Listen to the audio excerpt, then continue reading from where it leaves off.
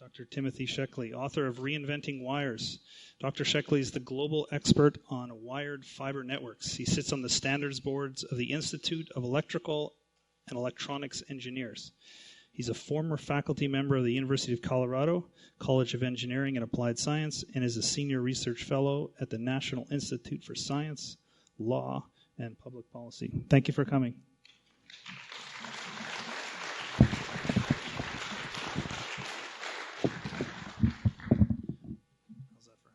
Okay, thank you. Down a little bit, yeah. Okay. Well, I'd like to start by offering you a resource that is this publication. It's a book, about 100 pages of text. It's a research project that we did for the National Institute for Science, Law, and Public Policy called Reinventing Wires, the Future of Landlines and Networks. This is a 4-year study that I did for through the literature and trying to assess the state of compare wired and wireless communication networks and trace the history of those, a little bit about the technology. It was written for policymakers, particularly members of the U.S. Congress and legislators across the country. The idea was to lay out the technology issues, describe the wired and wireless technologies and the regulatory and the business history of the industry to really try to figure out how we got to where we are right now. So this is available free. You can download it on the internet, or I can. I don't know how many copies could be available, but it might be available in print. I'd like to just show you a chart. This shows the recent history of cell phone technologies. Starting with on the left with 3G, the orange bars show the deployment of 3G technology. As you can see, the years are at the bottom. Then the green represents 4G technology, which is the current dominant technology. And now you can see this is a projection of 5G. The important point of this slide is that let's say smartphone sales maxed out a couple of years ago. That has created the industry knew that was happening and they planned ahead. They want to get you to buy a new phone and buy all new infrastructure for the network. So that's partly the idea behind 5G. Every 10 years, they roll out a new generation. I'd just like to read a very brief part, which was what inspired the report in the first place. The internet has become one of the defining technologies of the modern world. Why has America, its creator, become one of the most impoverished users among all of the developed nations in terms of its proportion of its people with internet access and the speed and quality of that access? That was basically the research question that we started with. Let me go back a little bit and talk now about the paradigm shift that's going on with wireless.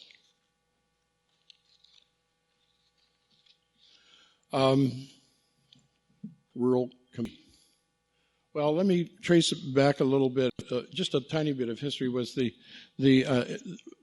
defining moment, I think, in the wireless industry was the Telecommunications Act of 1996, which redefined the regulatory framework around all telecommunications in the U.S.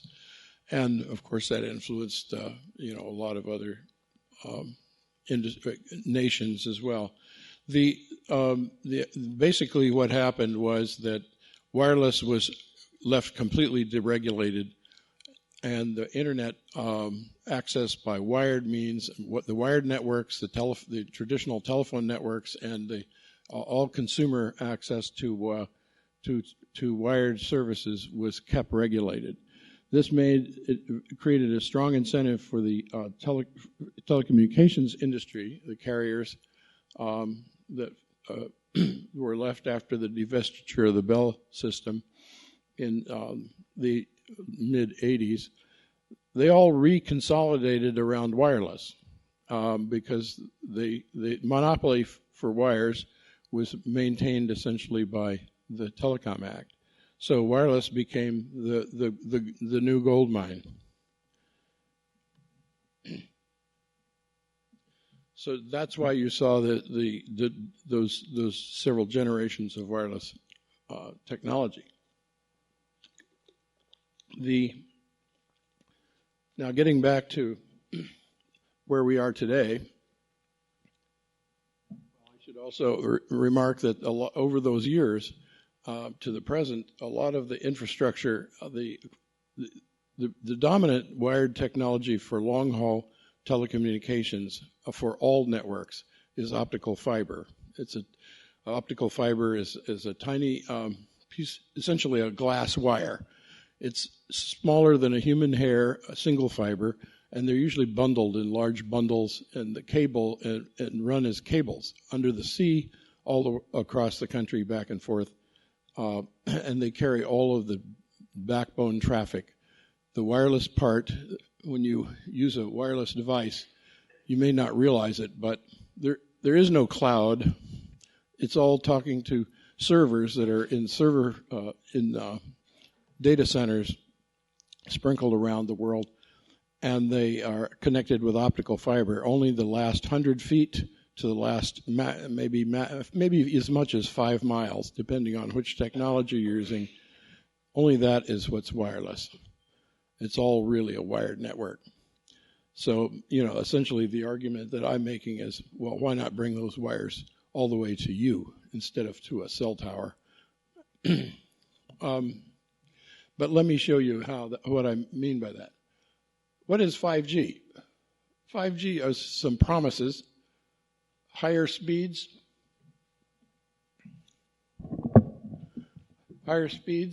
lower latency. That means, keep in mind that 5G is not a replacement technology. It will not replace 4G.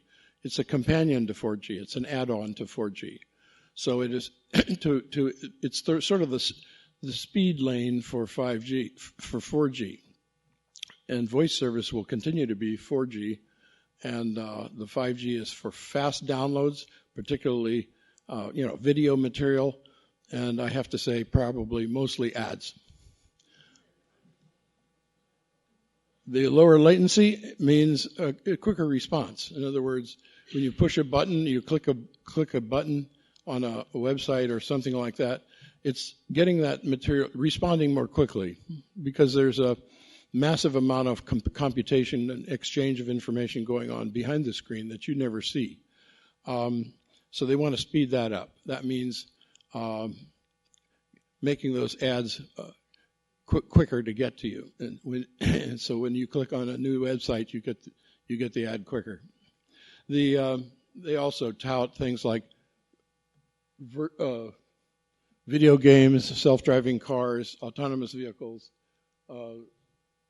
virtual reality games, and this sensor networks, and this mythical thing called the Internet of Things. These are all promises. None of them exist. These are promises or visions that are being projected by the industry to sell the concept of 5G. There are problems with each of those examples, but I won't go into those. Those are in my report. So basically, it boils down to 5G was supposed to deliver faster material. Who is driving 5G? It's the telecom carriers. I'm sorry. Let me use a different slide. I have a later version of this.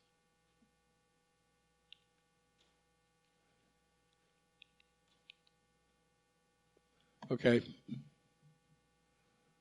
Also, well, I skipped over the first part. Let me jump back to the what is 5G.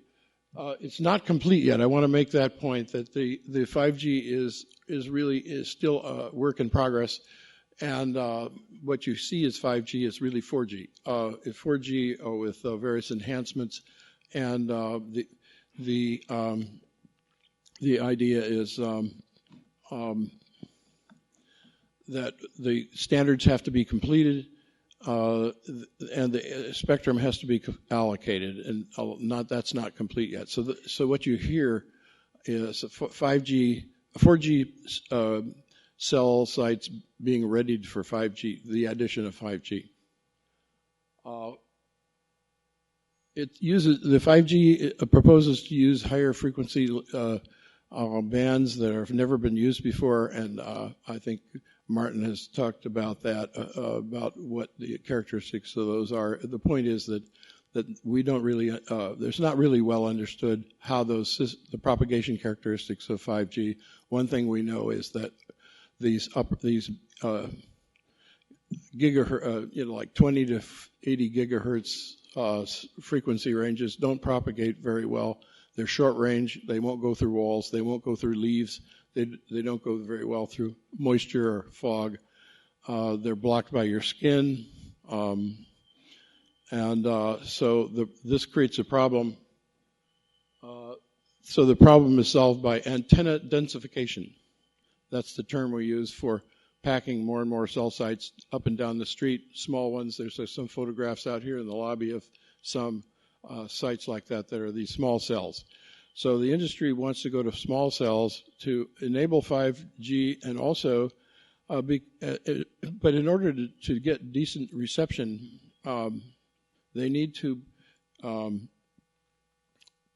put so many of these in that they really probably don't want to bear the cost of having to permit and go through the permitting process for local municipalities that would normally regulate cell sites. So they have engineered a situation where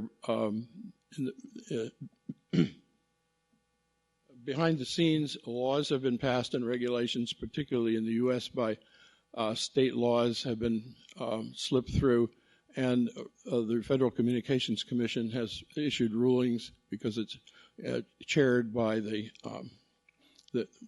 attorney from Verizon.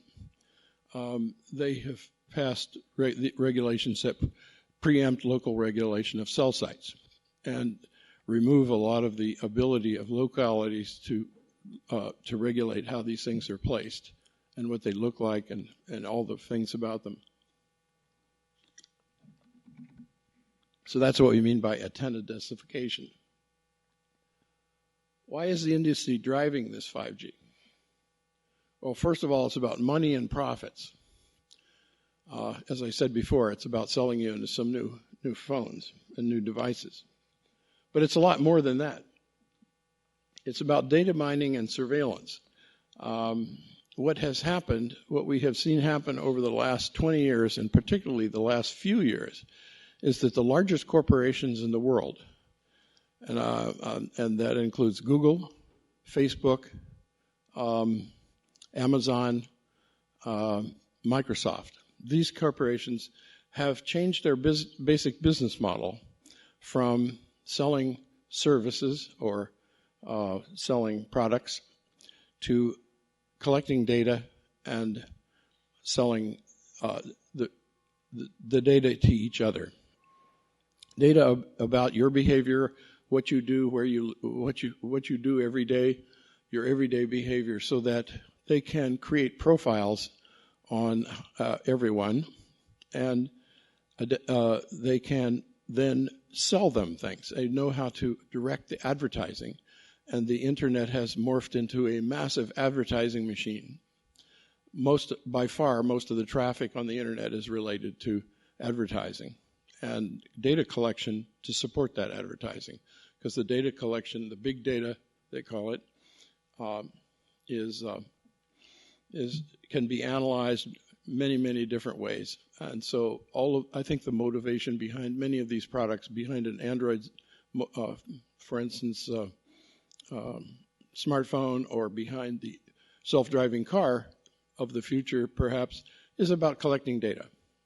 It's not really about providing a useful product. Some of the products may be useful, but I'm just saying their motive that's not what they're doing it for. And it's about advertising.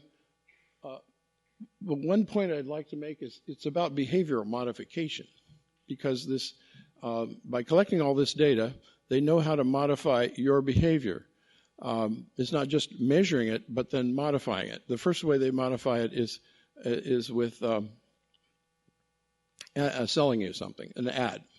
But it goes much deeper than that. It's now about modifying your behavior in other ways, and we've seen some of the political and sociological ramifications of these devices, because we've seen that in the press lately, and there are many more consequences that could come from that, because the motivation of these corporations is entirely about themselves and their investors, and particularly their management, and it's not about the consumers or the public. That's the motivation of the modern corporation. It's a self-propelled machine. I would liken it to a Frankenstein machine. What are the risks? Well, we talked about those a little earlier. Dr. Paul, I thought laid those out to a great extent. I would say higher costs are going to be one of them. Higher costs for communications, because you have to pay for all this advertising. Lock-in, that means that once you have a product that's tied to the cloud or tied to a cloud service, then it can be forced into obsolescence. So the idea is forced obsolescence, whereas with wired networks and optical fiber networks, they never get obsolete. They're just there, and they work, and they're simple. Whereas this wireless technology is Byzantine in its complexity. It's just amazing. It's a miracle that it works at all. I can say that as a designer of this stuff.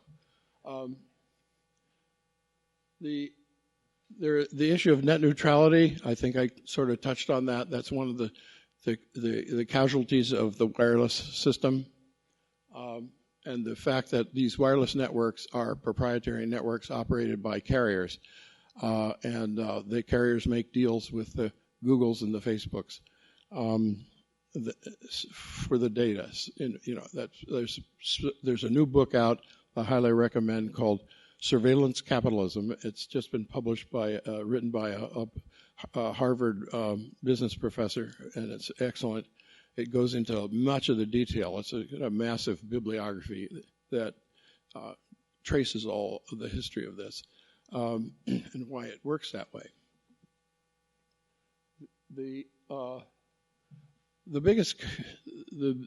My biggest concern personally is the casualty here is democracy, democratic governance. And you can see it right now. You could talk to many people the last week or so. We've been, Dr. Paul and I have been over at Salt Spring Island. Last night we were at Duncan talking to a large group.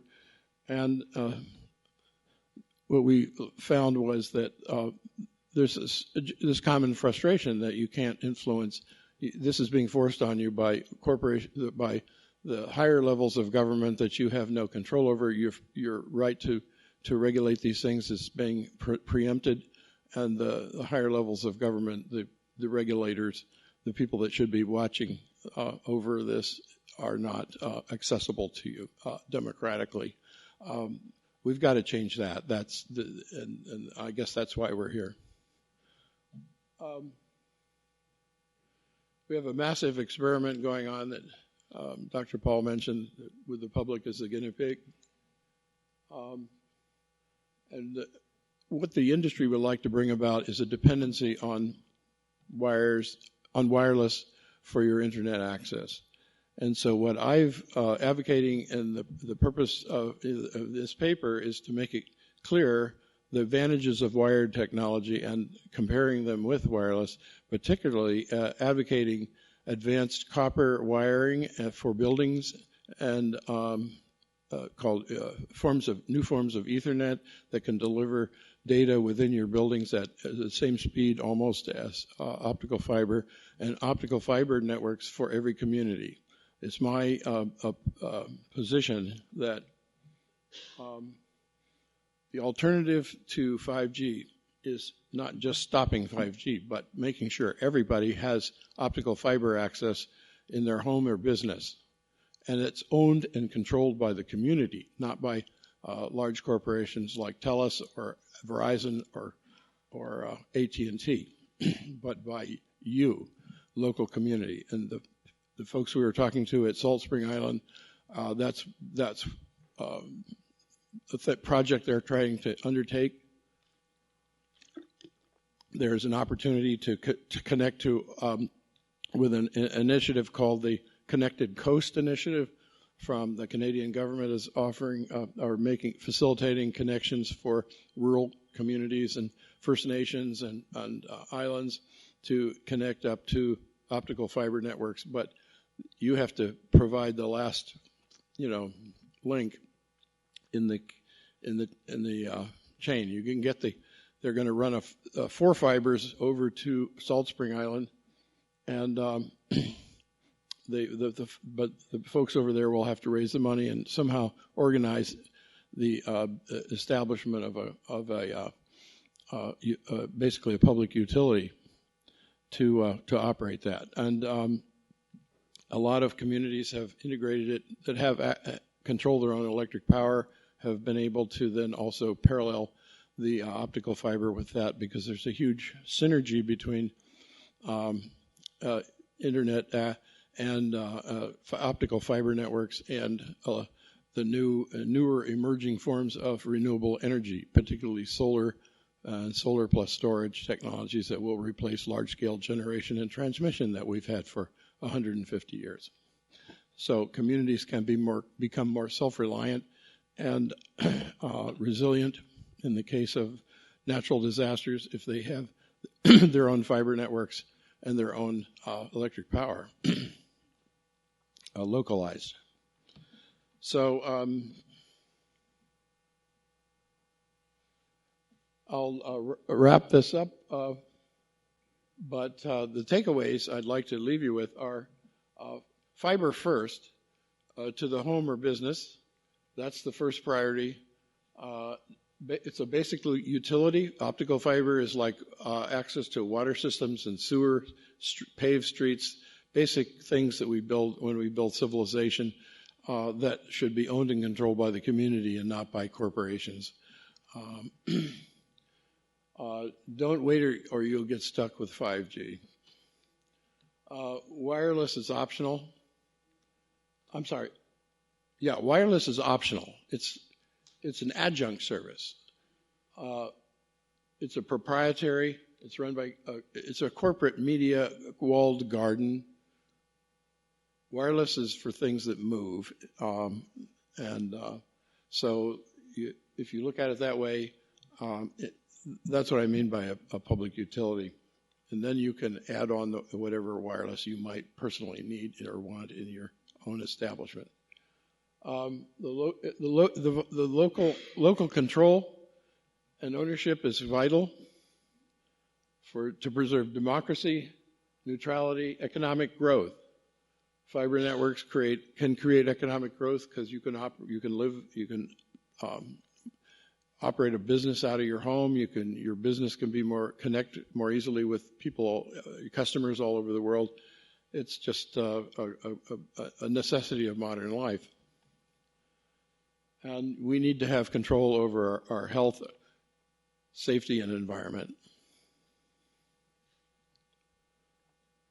I can end with a quote, and I think that this reflects my view of the issue we face with the large corporations today. And this seems a little ironic, but it's true.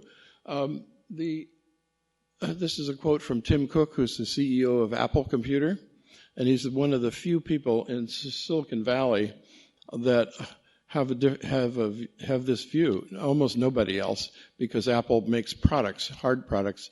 They don't make data like Google and Facebook. Today, data trade has exploded into a data industrial complex.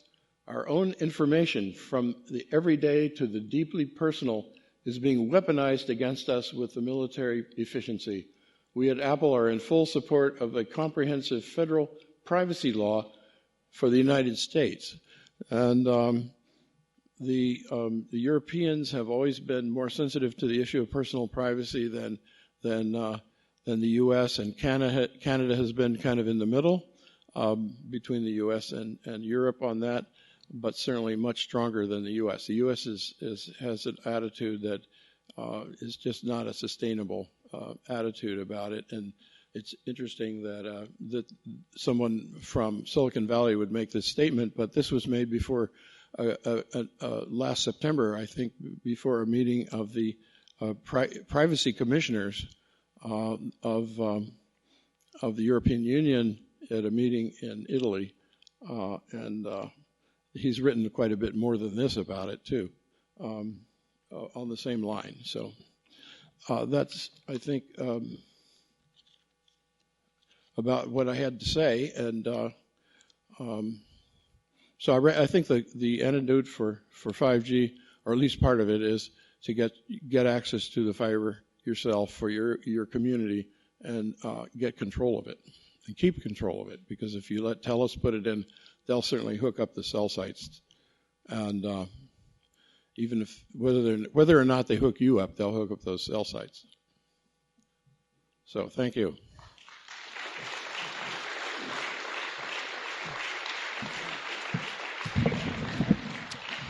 Thank you, Dr. Schoechle. And also, I don't call him Tim Cook, I call him Tim Apple, just like Trump does. Nobody watch CNN? All right, so I get to ask the first question.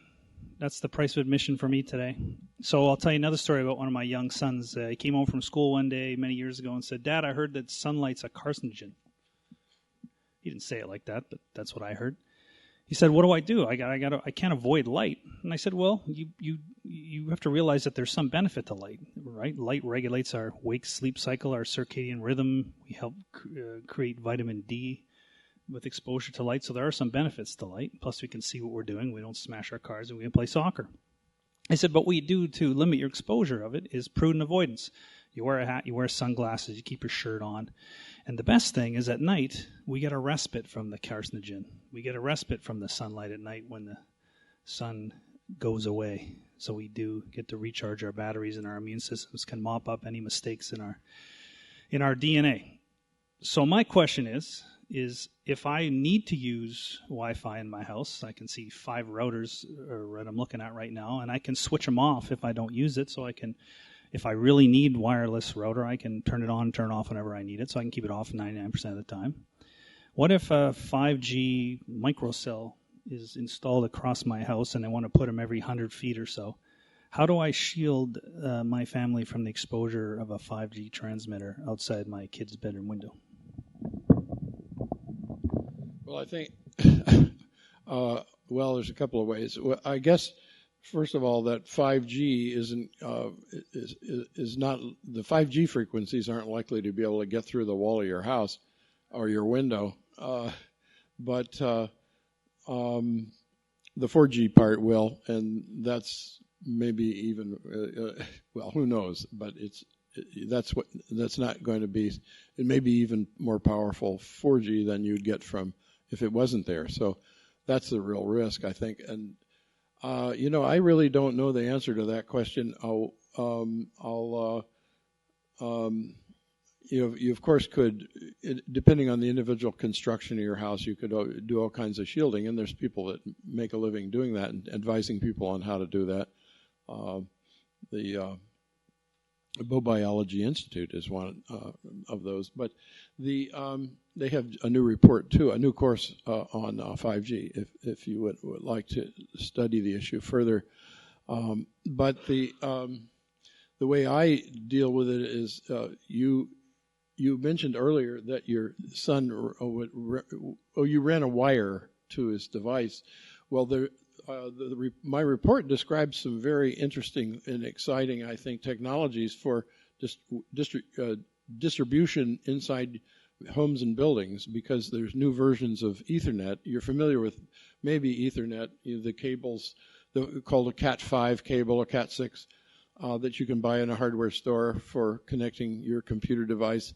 Well, there are newer versions of this. It will be a single pair of wire, very cheap, and will carry both super, 10 megabit Ethernet or 100 megabit Ethernet to devices around your house with a new connector called the USB 3 Type-C connector that will connect to new devices that provides data and power, low voltage DC power distribution inside your house. So you just plug into if you wired your house for this, if you're building a new house, you certainly want to wire it with this new cable and connectors, so you could connect anywhere in the house to without fully wired, not using any wireless. And the new devices will have this connector on them, and they will be able to operate in a wired mode.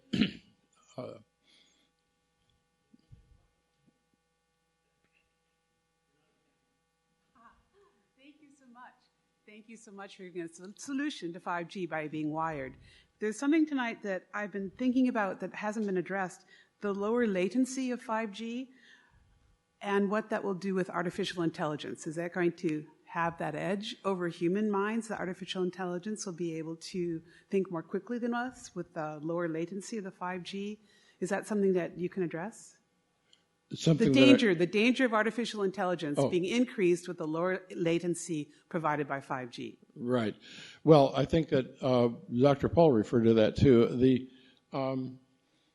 The word intelligence has a double meaning.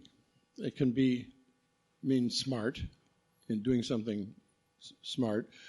It also means gathering information, like the Central Intelligence Agency. It may or may not be smart, but it's about the data. In this case, I think the threat is both. As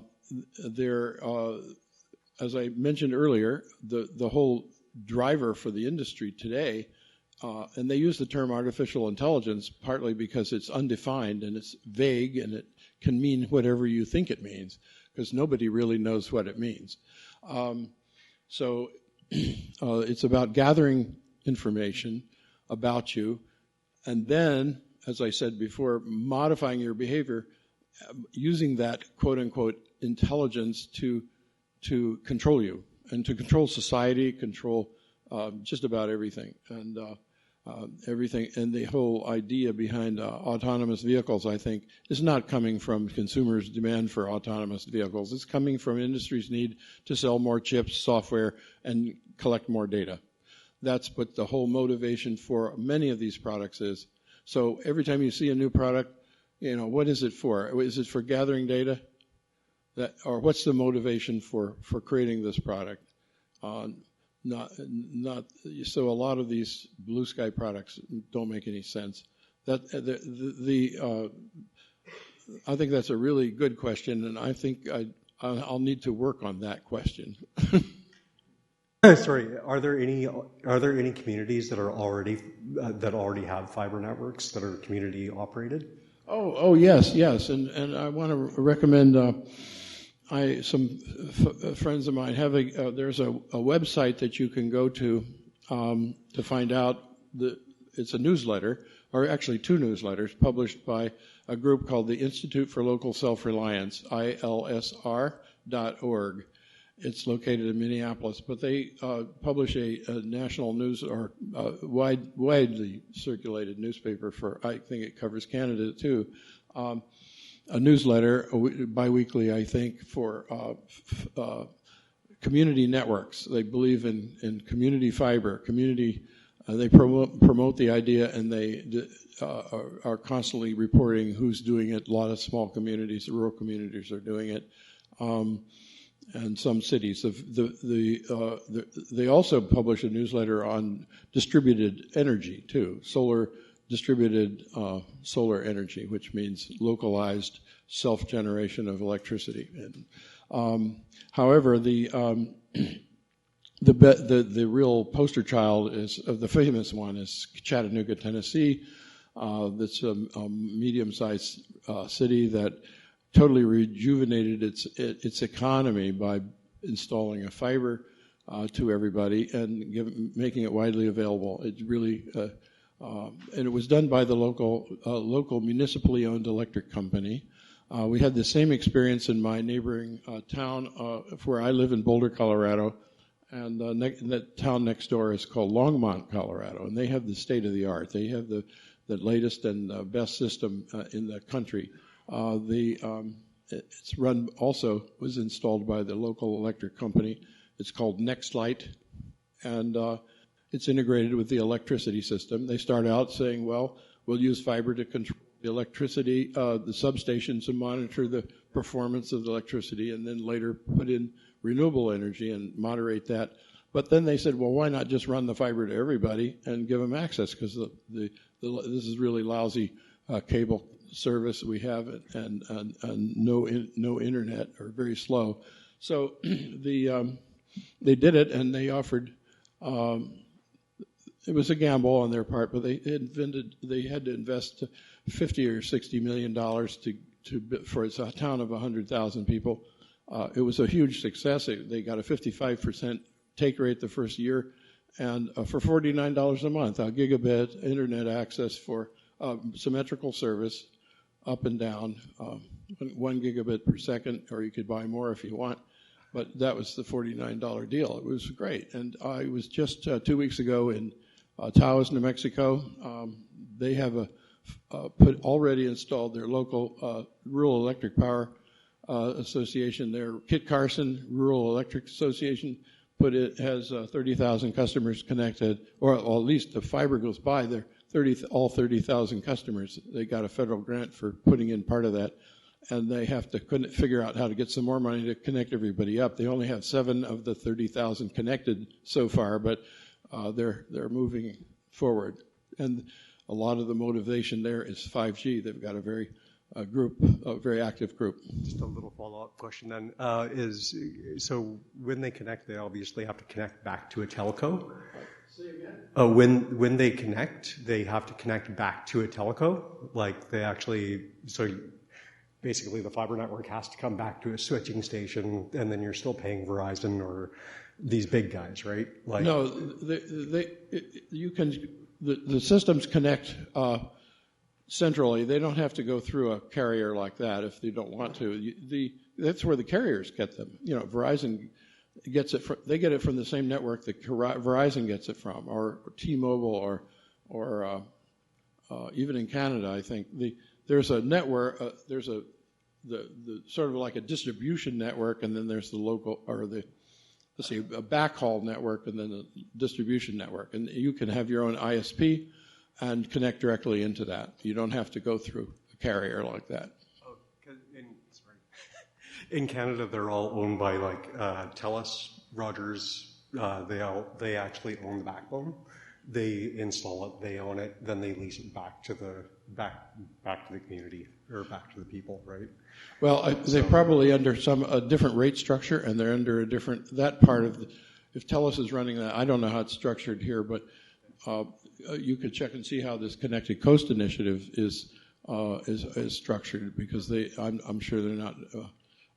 If they're getting it through TELUS, it's a different part of TELUS, and it's a different rate structure, and it's under different regs. My question is, how close are we to this happening here in Victoria? I've heard it's not in use yet. I've heard some of the infrastructure is up. I've heard in some parts of the community there's been testing, but I really don't know if any of that is even true.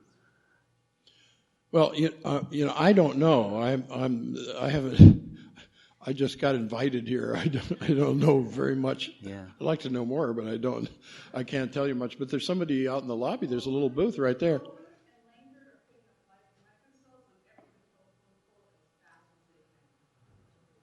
There's some photographs in a little booth in the lobby, and ask the lady there. Okay. She probably knows. She's got some pictures of it. We'll ask your city council. Can I ask another question? Oh, yes. So you mentioned that 4G is an issue, right? Is what? 4G. You mentioned that's an issue. Yeah. Right. So Shaw, which is a local, semi-local company, if you have a Shaw modem in your home, and it's a wireless modem, it also is a hotspot. If you go on to check your computer or your phone, you'll see that there's a whole bunch of neighbors that have hotspots. You have a duplicate network in your own home. So if you're wired in and your neighbor has a Shaw box, you're still getting wireless radiation. Yeah, that's a problem with the cable companies. I don't know much about Shaw, but I know that Comcast in the U.S. is a monopoly. Well, I think Shaw learned from Comcast. I heard from Shaw Inside. And they have been. It's a very insidious strategy they use. They if you subscribe and you get to ask for a Comcast modem, it has the label Xfinity. I describe it. I have photographs of it in my report. It's not just one hotspot. It's got 4 transmitters in it. 2 for you and 2 for your neighbors, and they broadcast all the time. And you can't turn them off. And if you do turn them off, they come back on in about 6 hours, automatically. So, there is a 2 gigahertz one and a channel, 2.5 gigahertz channels and 2 5 gigahertz channels, all the time. I wouldn't buy that product. I would, but that's a problem. That's their strategy. You make you a hotspot. Thanks. Sorry. Oh, is there one more? Okay. You have time? I don't know. I just want to get to the cookies. So please ask away. You mentioned municipal ownership. What town was that in? Well, the towns I mentioned were Taos, New Mexico. That wasn't municipal. That was a rural electric association, which is slightly different. It's nonprofit that's governed by the members, who are everybody that gets, that uses the service, that uses electricity as a member. And that's a model that would work in Canada probably. Municipalities, Longmont, Colorado. The most famous one in the U.S. is the earliest one was Chattanooga, Tennessee. There are many others. Those are just the 2 on the top of my head here. Once a private monopoly owns the system, what can we do to get it back into the public ownership? Well, here again, I don't know much about Canadian law, but I know that in the United States, my own city, Boulder, Colorado, it's the same with both the fiber and the electricity. They just 5 days ago filed in federal court. They filed a condemnation suit to take over the electric utility, all the wires and poles in Boulder, Colorado, by the city government. Take it over, and they had to offer money for it. They offered them They offered the utility, the investor-owned utility, $82 million. For that system, of